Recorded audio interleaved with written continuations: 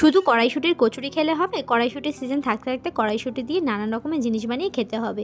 আজ আমি একটা কড়াইশুঁটির টিফিন রেসিপি শেয়ার করব। তার জন্য কড়াইশুঁটি, রসুন, কাঁচা লঙ্কা, আদার টুকরো একসঙ্গে মিক্সিং জারে দিয়ে অল্প একটু জল দিয়ে পেস্ট করে নিয়েছি। অন্যদিকে চিড়েটা ধুয়ে জলে ভিজিয়ে রেখেছিলাম।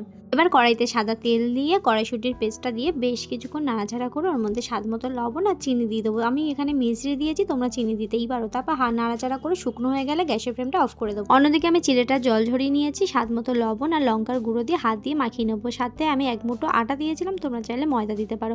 সমস্ত উপকরণ দিয়ে খুব ভালো করে মাখানো হয়ে গেলে আমি ছোট ছোট বল করে নিয়ে ওর মধ্যে কড়াইশুঁটির পুর ভরে মুখটা বন্ধ করে হাতের সাহায্যে এইভাবে চেপটে নেব। অন্যদিকে আমি ননস্টিক প্যানে সাদা তেল দিয়েছি, তাতে দিয়ে দেবো 1 চামচ মতো ঘি। এবার উষ্ণ গরম ঘিয়ের উপরে কড়াইশুঁটির পুর ভরা চিড়েগুলো দিয়ে এপিট ওপিট গোল্ডেন ব্রাউন করে ভেজে নামিয়ে নেবো। ভিডিওটি ভালো লাগলে লাইক করে দিও, নতুন বন্ধুরা আমার চ্যানেলটি সাবস্ক্রাইব করে দিও। আর তোমরাও বাড়িতে এইভাবে ট্রাই করো। দেখো আমার মেয়ে খেয়ে কি বলছে। সবাই ভালো থেকে